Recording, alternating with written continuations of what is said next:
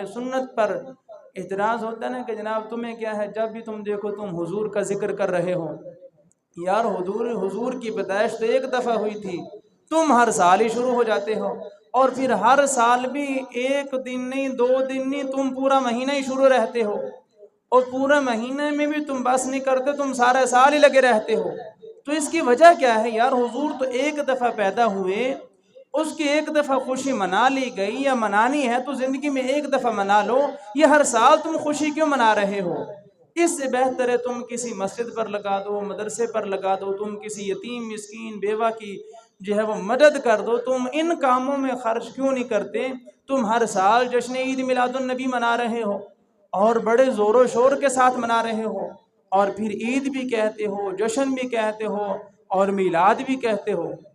تو حضور تو ایک دفعہ پیدا ہوئے تھے، ہر سال تو پیدا نہیں ہوئے جو آپ ہر سال میلاد منا رہے ہو. تو اس کا جواب قرآن مجید میں ہے، اور کوشش میری یہی ہوتی ہے کہ سب سے پہلے دلیل قرآن پاک سے، کیونکہ اصول بھی یہی ہے کہ اگر کسی کو دلیل دینی ہے یا خود کوئی مسئلہ اخذ کرنا ہے، سب سے پہلے کتاب اللہ کی طرف متوجہ ہو جاؤ. اگر کتاب اللہ میں تمہیں نہ ملے تو پھر سنت رسول کی طرف آؤ، حضور کی حدیث کی طرف آؤ، صحابہ کے اقوال اور اعمال کی طرف آؤ، اور اگر پھر بھی نہ ملے تو پھر اجماع امت کی طرف آؤ. امت نے اس پر، ہمارے سلف صالحین نے، صحابہ، اہل بیت، تابعین نے، اور محدثین اور فقہاء نے اس پر کیا فرمایا ہے اور کیسے فیصلے کیے ہیں. تو یہ اصول ہیں. تو سب سے پہلے کتاب اللہ سے اس مسئلے کو حل کرتے ہیں کہ اگر حضور ایک دفعہ پیدا ہوں تو ہر سال اس کی خوشی منانا جائز ہے یا نہیں ہے؟ حضور کا ذکر کرنا اور حضور کی تشریف آوری پر اللہ کا شکر ادا کرنا یہ جائز ہے یا نہیں ہے؟ قرآن مجید میں اللہ رب العزت نے ارشاد فرمایا، اِنَّا أَنزَلْنَاهُ فِي لَيْلَةِ الْقَدْرِ، بے شک ہم نے ہی قرآن مجید کو لیلۃ القدر میں نازل فرمایا. لوح محفوظ سے آسمان دنیا پر یکبارگی لیلۃ القدر میں قرآن مجید کو نازل کر دیا گیا، اور پھر وہاں سے جو ہے وہ حسب تقاضا، حالات کے مطابق جیسے جیسے ضرورت پڑتی گئی، اللہ رب العزت ویسے ویسے اپنے حبیب کی طرف قرآن کو بھیجتا گیا. اور یہ بھی حضور کی شان ہے کہ دیگر انبیاء کو کتابیں ملی ہیں تو یکبارگی دے دی گئی ہیں، اور یہ بھی کہا گیا ہے کہ چل کر آؤ گے تو ملیں گی. موسیٰ علیہ السلام کا واقعہ آپ کو یاد ہونا چاہیے. 1 مہینے کا وعدہ تھا، اپنی قوم کو بتا کر گئے کہ 1 مہینے کے بعد میں کتاب لے کر آؤں گا. کوہ طور پر آؤ، موسیٰ علیہ السلام سے کہا گیا کوہ طور پر آؤ، اور دن کو روزہ رکھو، رات کو عبادت کرو. 30 دن جو ہے پورا مہینہ ایسا کرو گے، اس کے بعد جا کر تمہیں کتاب ملے گی. اور پھر آپ جانتے ہیں کہ 30 دن جب مکمل ہوئے انہوں نے مسواک کی، اور پھر 10 دن مزید رہنا پڑا. اس طرح 40 دن جو ہے وہ مکمل ہوئے، اس کے بعد کتاب ملی. یعنی انبیاء کو چل کر جانا پڑا، اور یک بارگی ہی کتاب دی گئی، اور اس کے بعد معاملہ ختم. لیکن حضور کی شان دیکھیں، نبی کتاب کے پیچھے جا رہے ہیں اور کتاب حضور کے پیچھے آ رہی ہے. انبیاء کتاب کے پیچھے جا رہے ہیں، کوہ طور پر جا رہے ہیں کتاب لینے کے لیے. اور حضور کی شان کیا ہے کہ حضور مکہ میں ہیں تو قرآن مکہ میں آ رہا ہے، حضور مدینہ میں ہے تو قرآن مدینہ میں نازل ہو رہا ہے. یہ صورت مکیہ، صورت مدنیہ جو تقسیم ہے صورتوں کی، یہ اسی وجہ سے ہے کہ جو مکہ میں نازل ہوئی وہ مکی، اور جو مدینہ طیبہ میں نازل ہوئی وہ مدنی. یہ تقسیم ہمیں بتاتی ہے کہ جہاں حضور تھے قرآن وہیں پہنچتا تھا، قرآن وہیں پہنچتا تھا. یہ اللہ کا اپنے حبیب کے ساتھ خصوصی فضل کا معاملہ ہے. دیگر انبیاء کو کہا کہ آؤ اور کتابوں لے جاؤ، اور اپنے حبیب سے فرمایا جہاں حبیب آپ ہوں گے قرآن وہیں پہنچے گا، قرآن وہیں پہنچے گا. حضور گھر میں ہیں تو گھر میں بھی وہی آ رہی ہے، حضور غار میں ہیں تو غار میں بھی قرآن نازل ہو رہا ہے. یعنی جہاں جہاں بھی حضور تشریف فرما ہے، حضور کو چل کر نہیں جانا پڑا کتاب لینے کے لیے. اور پھر کتاب جو ملی ہے وہ بھی یکبارگی نہیں ملی، بلکہ اللہ نے اپنے حبیب کے ساتھ وحی کا جو تعلق رکھا وہ کئی سال تک رکھا، تقریباً 23 سال کا عرصہ ہے جس میں جو ہے وہ قرآن نازل ہوتا رہا، اور یہ 23 سال کا عرصہ اللہ کا اپنے رسول کے ساتھ وحی کا تعلق قائم رہا ہے۔ یعنی کتاب کا مل جانا ایک بارگی وہ بھی اعزاز سے کم نہیں ہے، اور اس میں کیا ہے کہ ایک دفعہ تعلق قائم ہوا، کتاب مل گئی، اس کے بعد کتاب ملنے کا جو اعزاز ہے وہ ختم اور تعلق جو ہے وہ ختم۔ لیکن حضور کے ساتھ اللہ رب العزت کا کتاب عطا فرمانے کا جو تعلق رہا وہ 23 سال تقریباً جو ہے، اور 40 سال کے بعد حضور نے اعلان نبوت فرمایا۔ 63 سال جو ہے وہ حضور کی ظاہری حیات طیبہ ہے، تو 23 سال جو ہے وہ تقریباً قرآن مجید جو ہے وہ نازل ہوتا رہا۔ تو 23 سال اللہ رب العزت نے اپنے حبیب کی طرف جو ہے وہ وحی کا تعلق قائم رکھا، اور پھر یہ اعزاز بھی بخشا کہ جہاں حضور ہیں قرآن وحی نازل ہو رہا ہے، جہاں حضور تشریف فرما ہے قرآن وہاں جو ہے وہ پہنچ رہا ہے۔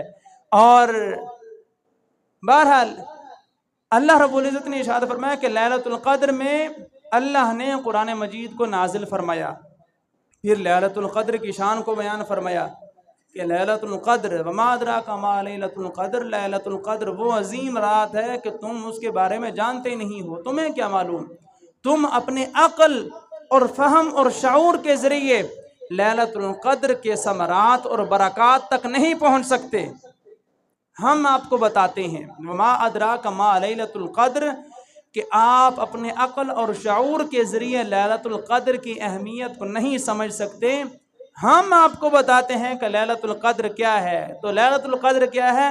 لیلۃ القدر خیر من 1000 شہر، لیلۃ القدر وہ عظیم رات ہے جو 1000 مہینوں سے افضل اور اعلیٰ ہے۔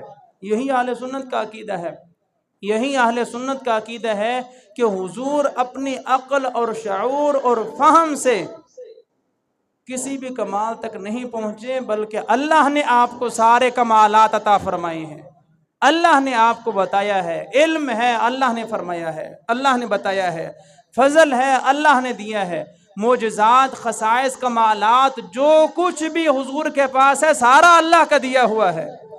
تو اللہ نے آپ کو بتایا کہ لیلۃ القدر کیا ہے، لیلۃ القدر خیر من 1000 شہر، وہ 1000 مہینوں سے افضل اور اعلیٰ ہے، اور یہ وہ عظیم رات ہے۔ تنزل الملائکۃ والروح فیہا باذن ربہم من کل امر، اس رات میں اللہ کے مقدس فرشتے زمین پر نزول کرتے ہیں، زمین پر نازل ہوتے ہیں۔ تنزل الملائکۃ والروح، اور جبرائیل امین بھی ساتھ شامل ہوتے ہیں، جبرائیل امین فرشتے بھی حاضر ہوتے ہیں، فرشتوں کے رسول بھی دنیا پر آتے ہیں، اور یہ اللہ کے حکم سے سارا کچھ ہوتا ہے، اللہ کے حکم سے فرشتے جو ہے وہ زمین پر اترتے ہیں۔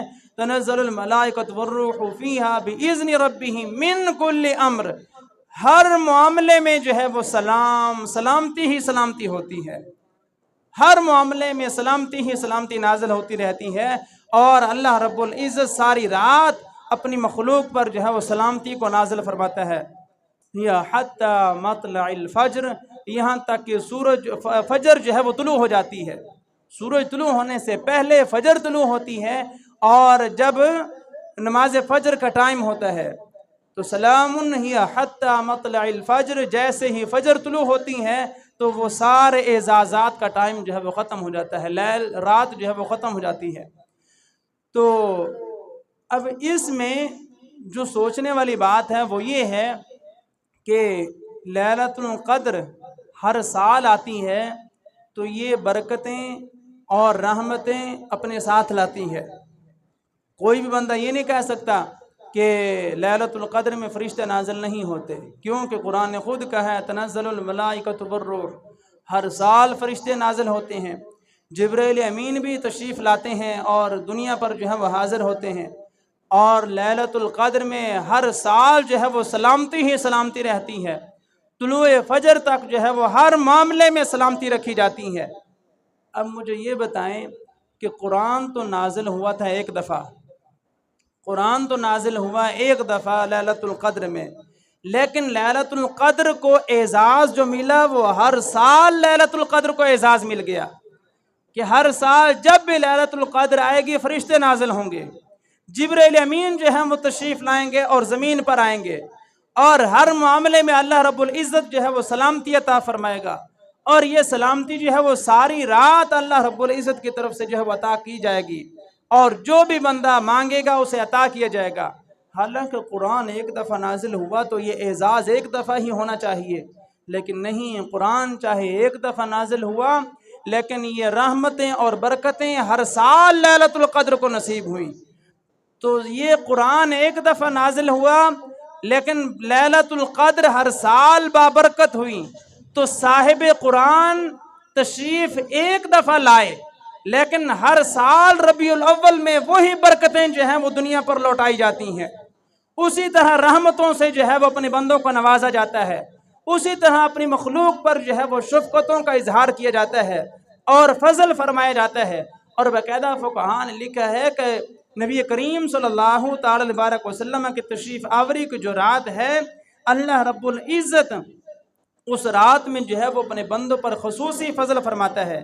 امام نووی کے شیخ امام ابو شامہ علیہ الرحمہ فرماتے ہیں کہ میلاد پر خوشی کرنے والے کو اللہ تعالیٰ خوشیاں عطا فرماتا ہے۔ اور امام ابن جوزی فرماتے ہیں کہ مکہ مکرمہ، مدینہ منورہ، مصر، شام اور یمن اور غرضے کے مشرق سے لے کر مغرب تک سارے لوگ عید میلاد النبی جو ہے مناتے ہیں۔ اور امام علی بن سلطان ملا علی قاری فرماتے ہیں کہ حضور کے وقت ولادت کی تعظیم کرنی چاہیے۔ ہر سال جس ٹائم حضور تشریف لائے ان دنوں کی جو ہے وہ تعظیم کرنی چاہیے، اس وقت کی تعظیم کرنی چاہیے۔ امام زرقانی فرماتے ہیں کہ اہل اسلام ہمیشہ سے ماہ ربیع الاول میں محفل میلاد جو ہے وہ کرتے آ رہے ہیں۔ اور امام ابن حجر عسقلانی فرماتے ہیں کہ نبی کریم صلی اللہ علیہ وسلم کی ذات سے بڑھ کر اللہ کی کون سی بڑی نعمت ہے، حضور سے بڑھ کر کون سی بڑی نعمت ہو سکتی ہے، لہٰذا حضور کے تشریف آوری پر شکر بجا لانا چاہیے، اللہ کا شکر ادا کرنا چاہیے۔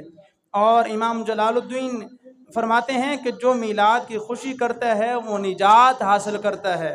اور امام محمد بن یوسف دمشقی فرماتے ہیں کہ میلاد والے دن اللہ کا شکر ادا کرنا چاہیے۔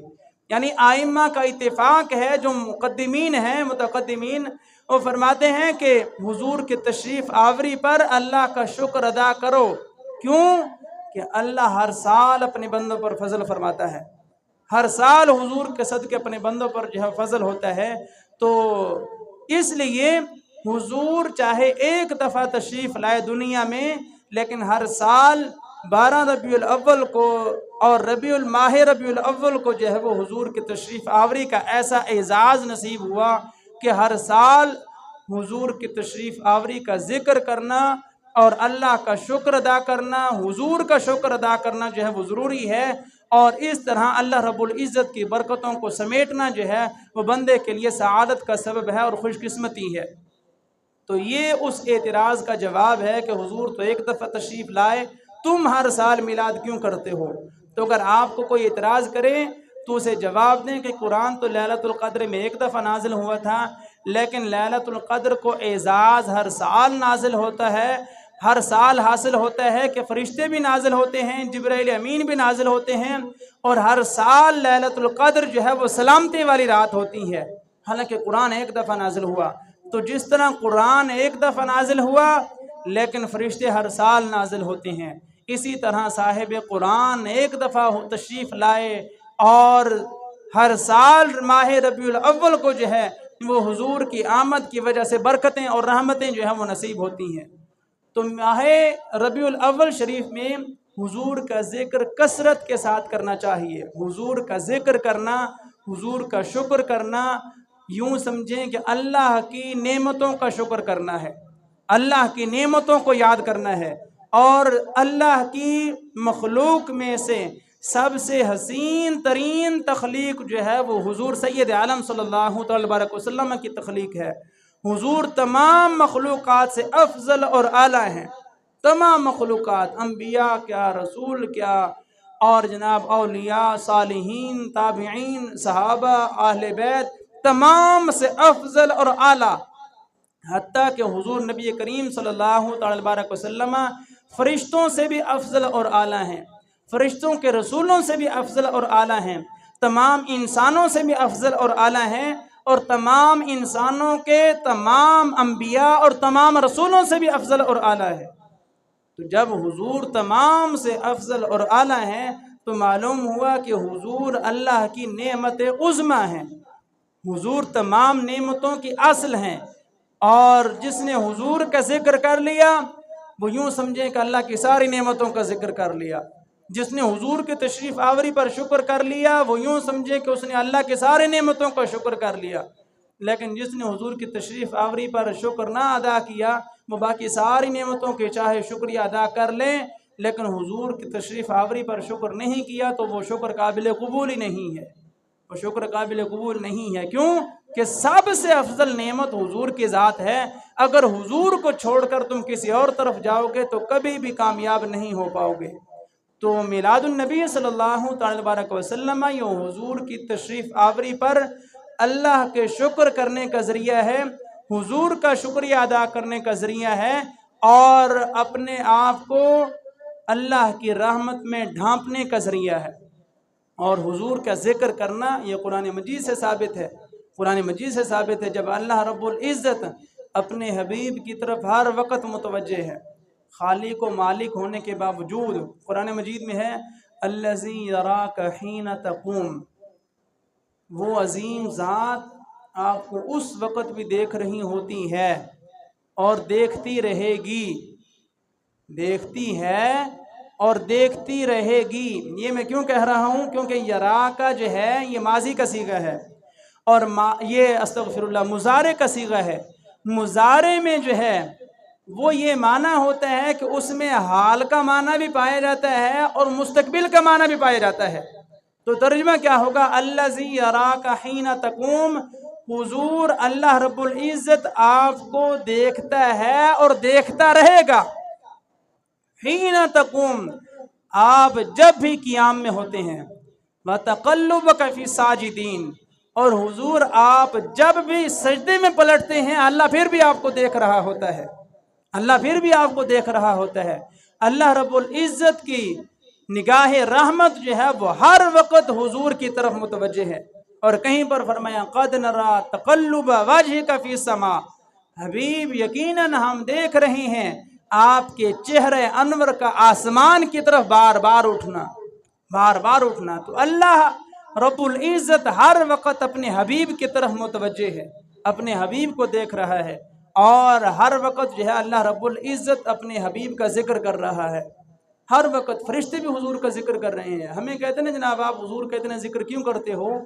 تو انہیں جواب ہے کہ اللہ بھی حضور کا ذکر کرتا ہے، اور اللہ کے فرشتے بھی حضور کا ذکر کرتے ہیں۔ بھی یہ کہاں سے آ گیا؟ ان اللہ و ملائکتہ یصلون علی النبی، اس کا ترجمہ کیا ہے؟ بے شک اللہ اور اس کے فرشتے نبی کریم صلی اللہ تعالی وسلم پر درود بھیجتے ہیں، درود بھیجتے ہیں، اور کتنا وقت اس کا کوئی ذکر نہیں ہے۔ ہر وقت فرشتوں کا کام ہی یہی ہے، اللہ رب العزت ہر وقت اپنے حبیب پر درود بھیج رہا ہے، اور فرشتے ہر وقت حضور پر درود بھیج رہے ہیں۔ اور ہمیں کیا حکم ہے؟ یا ایھا الذین آمنو، اے ایمان والو، تمہیں بھی اعزاز بخش رہا ہوں، صلو علیہ، تم بھی ہمارے اس کام میں شریک ہو جاؤ، تم بھی ہمارے اس کام میں شامل ہو جاؤ۔ اللہ کے فرشتے جس طرح درود بھیج رہے ہیں، اے انسانوں تمہیں بھی فرشتوں والا کام سونپ رہا ہوں۔ جو اللہ کے مقرب فرشتے حضور پر درود بھیجنے کا کام کر رہے ہیں، تم بھی فرشتوں کے کام میں شریک ہو جاؤ اور شامل ہو جاؤ، تم بھی فرشتوں کے ساتھ جو ہے مل کر حضور پر درود بھیجو۔ صلو علیہ، حضور پر درود پڑھو، وسلموا تسلیما، اور صرف درود ہی نہیں بلکہ کثرت کے ساتھ سلام بھی بھیجو، کثرت کے ساتھ سلام بھی پڑھو، کیونکہ صلو یہ ایک حکم ہے، اور وسلموا تسلیما درود کا ایک دفعہ حکم ہے، سلام کا 2 دفعہ ہے۔ سلموا تسلیما، سلموا بھی امر کا صیغہ ہے، تم سلام پڑھو حضور پر، تم سلام پڑھو حضور پر، امر کا یہ صیغہ ہے، اور امر احناف کے نزدیک واجب کے لیے ہوتا ہے، واجب کے لیے ہوتا ہے، اور اس کے علاوہ بھی ہو سکتا ہے لیکن اس کے لیے قرائن ہوتے ہیں۔ تو امر عمومی طور پر جو ہے وہ وجوب کے لیے ہوتا ہے، سلمو، تم پر واجب ہے کہ حضور پر سلام پڑھو۔ تسلیمہ ساتھ مزید قید لگائی کہ دوبارہ پھر کہہ رہا ہوں کہ حضور پر سلام پڑھو، حضور پر سلام پڑھو اور لازمی پڑھو۔ اس وجہ سے ہم درود بھی پڑھتے ہیں، ساتھ سلام بھی پڑھتے ہیں اور کثرت کے ساتھ پڑھنے کی کوشش کرتے ہیں۔ اس میں ان لوگوں کو بھی جواب ہے کہ یار تم ہر اذان سے پہلے سلام پڑھ رہے ہو، صلاۃ و سلام پڑھ رہے ہو، تو یاد رکھیے میں نے پہلے بھی کئی دفعہ کہا کہ صلاۃ و سلام اذان کا جز نہیں ہے، صلاۃ و سلام اذان کا جز نہیں ہے۔ یہ نہیں کہ آپ صلاۃ و سلام نہیں پڑھیں گے تو اذان نہیں ہوگی، ہمارا یہ عقیدہ نہیں ہے۔ صلاۃ و سلام الگ اعزاز ہے، وہ الگ عبادت ہے۔ حضور پر صلاۃ و سلام پڑھنا یہ ایک شرف کی بات ہے، اور باقی یہ اذان کا جز نہیں ہے۔ اسی وجہ سے ہم صلاۃ و سلام پڑھ کے، جو بھی صلاۃ و سلام پڑھنے والے ہیں وہ پڑھ کے ذرا 1 سیکنڈ 2 سیکنڈ 4 سیکنڈ رکتے ہیں، اس کے بعد اذان جو ہے وہ شروع کرتے ہیں، تاکہ تمام لوگوں پر واضح ہو جائے کہ صلاۃ و سلام اذان کا حصہ اور جز نہیں ہے، وہ الگ عبادت ہے اور یہ الگ عبادت ہے۔ البتہ جو منع کرنے والے ہیں انہیں چاہیے کہ قرآن سے دکھائیں کہاں لکھا ہے کہ صلاۃ و سلام نہ پڑھیں۔ ہم دکھاتے ہیں کہ یا ایھا الذین آمنوا صلوا علیہ وسلموا تسلیما، تمہیں جب بھی موقع ملے حضور پر درود بھی پڑھو، سلام بھی پڑھو، جب بھی ٹائم ملے حضور پر درود پڑھو اور سلام پڑھو۔ تو ہم ہر بابرکت جو کام ہے اس میں حضور پر صلاۃ و سلام لازمی پڑھتے ہیں، اور اذان کلمات خیر ہیں کہ اس سے جو ہے وہ اللہ کی رحمتوں کا نزول ہوتا ہے، اس سے اللہ رب العزت اپنی مخلوق کو عذاب سے محفوظ رکھتا ہے، اس سے شیطان جو ہے وہ دور بھاگ جاتا ہے، دوڑ جاتا ہے۔ جہاں تک اذان کی آواز جاتی ہے شیطان جو ہے وہ وہاں سے نکل جاتا ہے اور چلا جاتا ہے، اور لوگ جو ہیں وہ شیطان کے شر سے محفوظ ہونے کے لیے جو ہے وہ ایک اسباب ہے اذان۔ تو اذان اتنی بابرکت ہے، تو اتنی بابرکت کام سے پہلے حضور پر درود و سلام پڑھا جاتا ہے۔ اور پھر اس پر مزید یہ کہ حضرت عمر بن عبدالعزیز رحمۃ اللہ تعالی علیہ، ان سے پہلے میں نے یہ سنا ہے، پڑھا نہیں ہے، بہرحال ایک عالم سے میں نے سنا ہے، تو فرماتے ہیں کہ ان سے پہلے بادشاہ جو ہے وہ اپنا ذکر کروایا کرتے تھے کہ اذان سے پہلے ہمارا ذکر ہو، فلاں بادشاہ فلاں ہر حاکم آتا اپنا ذکر کرواتا۔ تو جب حضرت عمر بن عبدالعزیز رحمۃ اللہ تعالی علیہ آئے تو انہوں نے کہا کہ یہ کیا طریقہ ہے کہ بادشاہوں کا جو ہے وہ نام پکارا جا رہا ہے اذان سے پہلے، کوئی ایسا ذکر ہو کہ جو ساروں کے ہاں متفق ہو، ایسا ذکر ہو کہ جس پر سارے متفق ہوں اور اس کو جو ہے وہ کیا جائے اور بادشاہوں کا ذکر نہ ہو۔ تو ساروں نے مشورے دیے، سب سے بہترین مشورہ وہ یہ ہوا کہ اس کائنات کے بادشاہ نے جس کو بادشاہ بنایا ہے ساری کائنات پر، اس کا ذکر کیا جائے۔ اللہ بادشاہ ہے، اللہ نے اپنے حبیب کو بادشاہ بنایا ہے، واللہ یؤتی وانما انا قاسم، عطا فرمانے والا اللہ ہے، تقسیم فرمانے والے حضور ہیں۔ تو اس لیے حضور نبی کریم صلی اللہ تعالی بارک وسلم پر صلاۃ و سلام پڑھا جائے اور بادشاہوں کے ذکر کو بند کر دیا جائے۔ اس وجہ سے یہ متفق علیہ ذکر تھا، متفق علیہ ذکر کے حضور پر صلاۃ و سلام پڑھا جائے اور بادشاہوں کے ذکر کو جو ہے وہ ترک کر دیا، جو چھوڑ دیا جائے۔ تو اس سے معلوم کیا ہوا کہ صلاۃ و سلام سے اختلاف بعد میں شروع ہوا ہے، اس وقت یہ متفق تھا اور ساروں کا اتفاق ہوا، تب جو ہے وہ صلاۃ و سلام کو شروع کیا گیا۔ اور آج بھی صلاۃ و سلام، یعنی یہ اگر کوئی کہے کہ جناب آپ نے تو صلاۃ و سلام پڑھنا عمر بن عبدالعزیز کے کہنے پر شروع کیا، تو عمر بن عبدالعزیز کے کہنے پر ہم نے شروع نہیں کیا، ہم نے قرآن کے حکم کی وجہ سے شروع کیا ہے۔ یا ایھا الذین آمنوا صلوا علیہ وسلموا تسلیما، اے ایمان والو جب بھی تمہیں ٹائم ملے حضور پر درود بھی پڑھو، حضور پر سلام بھی بھیجو۔ اور پھر درود کا حکم 1 دفعہ اور سلام کا حکم 2 دفعہ، یعنی تاکید کے ساتھ، ایک حکم دوسری تاکید، سلیمو حکم، تسلیمہ تاکید۔ تو تاکید کے ساتھ جب اسے بیان کیا گیا تو اس وجہ سے ہم درود بھی پڑھتے ہیں اور سلام کو ساتھ الگ بھی پڑھتے ہیں۔ یہ جمعہ کے بعد آپ کو کیا ہو جاتا ہے کہ آپ ہاتھ باندھ کر جو ہے وہ یا نبی سلام علیکہ مصطفیٰ جان رحمت پہ لاکھوں سلام کیوں پڑھتے ہیں؟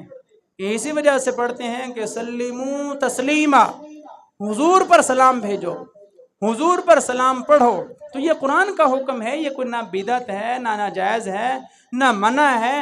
اپنے حبیب کو یاد کرو اور جب ٹائم ملے یاد کرو، جہاں پر بھی ہو یاد کرو، اور جس ملک میں ہو، جس زمین پر ہو، جس سرزمین پر تم ہو، حضور کو ذکر کو جو ہے وہ تم دہراؤ اور یاد کرو، کیونکہ حضور نعمت عظمیٰ ہیں، حضور تمام نعمتوں کی افضل ہیں، تمام نعمتوں سے افضل ہیں۔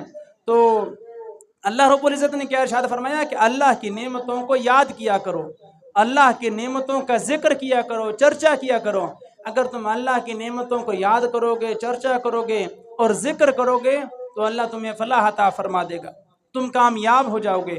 تو درود و سلام پڑھنا یہ کامیابی کی ضمانت ہے، کیونکہ اس میں حضور کا ذکر کیا جاتا ہے، اور حضور اللہ کی نعمت عظمیٰ ہیں، اس وجہ سے حضور پر جو ہے وہ صلاۃ و سلام پڑھا جاتا ہے۔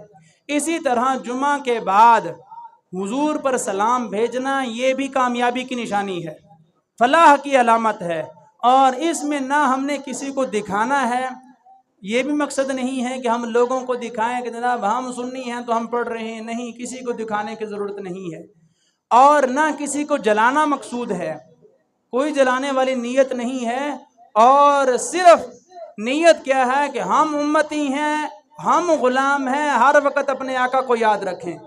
جمعہ جو ہے وہ سید الایام ہے، نماز جمعہ سب سے بہترین اور افضل نماز ہے۔ اللہ نے اتنی بڑی عظیم سعادت جمعہ نماز کی ہمیں نصیب فرمائی، اور یہ ہمیں نصیب کیسے ہوئی؟ حضور کے صدقے ہوئی، حضور کے صدقے ہوئی نا۔ آپ کو کس نے کہا کہ آپ جمعہ پڑھیں؟ قرآن میں حکم ہے نا کہ یا ایھا الذین آمنوا اذا نودی للصلاۃ من یوم الجمعۃ فاسعوا الی ذکر اللہ۔ اللہ نے فرمایا اے ایمان والو، جب اذان ہو جائے، جمعہ کی طرف بلایا جائے، تو پھر تم جلدی کے ساتھ مسجدوں میں پہنچو اور جمعہ کی طرف حاضر ہو جاؤ۔ یہ اللہ نے حکم دیا۔ اللہ نے کسے حکم پہنچایا؟ حبیب کو۔ اور ہمیں کس نے حکم پہنچایا؟ اللہ کے رسول نے۔ یعنی جمعہ ہمیں جو نصیب ہوا وہ حضور کے بتانے پر نصیب ہوا۔ اتنی عظیم سعادت جب حضور کے بتانے پر ہمیں نصیب ہوئی تو ہم پہلے نماز جمعہ ادا کرتے ہیں، پھر بعد میں شکرانے کے طور پر حضور پر سلام پڑھتے ہیں کہ حضور آپ کا احسان ہے کہ آپ نے اتنی عظیم سعادت ہمیں نصیب فرمائی۔ اور جمعہ کوئی عام چیز چھوڑی ہے، جمعہ جو ہے وہ تو عید کا دن ہے، جمعہ تو عید کا دن ہے۔ تو اس وجہ سے ہم اس عظیم خوشی اور سعادت پر شکر ادا کرتے ہوئے نماز جمعہ کے بعد سلام پڑھتے ہیں۔ اسی طرح اذان ہے۔ اذان آپ کو کس نے بتائی ہے؟ کس نے بتائی ہے؟ حضور کے صدقے ہی ہم تک اذان پہنچی ہے۔ تو ہم جمعہ کے بعد سلام پڑھ لیتے ہیں، اذان سے پہلے پڑھ لیتے ہیں۔ اور یاد رکھیں کہ اذان سے آپ پہلے بھی پڑھ سکتے ہیں، بعد بھی پڑھ سکتے ہیں، اس میں کوئی منع نہیں ہے۔ اور چاہیں تو آپ دونوں دفعہ پڑھنا شروع کر دیں، پہلے بھی پڑھ لیں، پھر اذان دیں، پھر اس کے بعد صلاۃ و سلام پڑھیں۔ یعنی صلاۃ و سلام کہیں بھی منع نہیں ہے، کہیں بھی منع نہیں ہے، بلکہ اس کا حکم ہے۔ اللہ نے خود ارشاد فرمایا کہ میرے حبیب کا ذکر کرو۔ یہ حبیب کا ذکر کرنا یہ ایسی عظیم سعادت ہے کہ اللہ بھی اپنے حبیب کا ذکر کر رہا ہے، اللہ کے فرشتے بھی اللہ کے رسول کے ذکر میں جو ہے مصروف ہیں۔ اے ایمان والو، تم بھی حضور کے ذکر میں مصروف ہو جاؤ، تم بھی حضور کے ذکر میں جو ہے وہ فرشتوں کے ساتھ شامل ہو جاؤ۔ ان اللہ و ملائکتہ یصلون علی النبی کا مطلب کیا ہے؟ مفسرین فرماتے ہیں کہ اللہ فرشتوں کے سامنے حضور کی صفات کا ذکر کرتا ہے۔ میں نے اپنے حبیب کو ایسا بنایا، میں نے ایسا بنایا، میں نے اس طرح نوازا، میں نے اس طرح نوازا۔ اور فرشتے جو ہیں وہ خوش ہوتے ہیں، خوش ہوتے ہیں۔ فرشتوں کے بھی رسول حضور ہیں، اور فرشتوں کے رسولوں سے بھی حضور افضل اور اعلیٰ ہے۔ اور فرشتوں کا اعزاز جو حاصل ہوا وہ بھی تو حضور کے صدقے ہی حاصل ہوا۔ یعنی کائنات میں جس کو بھی جو بھی ملا، جب بھی ملا، جہاں بھی ملا، جس وقت ملا، جتنا ملا، وہ حضور کے صدقے ملا۔ ہمارا عقیدہ تو یہی ہے، اللہ نے جس کو بھی نوازا ہے اپنے حبیب کے صدقے ہی نوازا ہے۔ فرشتوں کو جو ہے فرشتہ بنایا ہے تو حضور کے صدقے، اور مخلوقات کو بنایا ہے تو حضور کے صدقے، کائنات کو سجایا ہے تو حضور کی وجہ سے، حتیٰ کہ حدیث قدسی میں آتا ہے کہ اے میرے حبیب اگر میں نے آپ کو نہ بنایا ہوتا تو میں اپنے رب ہونے کا بھی اظہار نہ فرماتا۔ حضور اگر آپ کو نہ بنایا ہوتا میں آسمان نہ بناتا، اگر آپ کو نہ بنایا ہوتا میں زمین نہ بناتا۔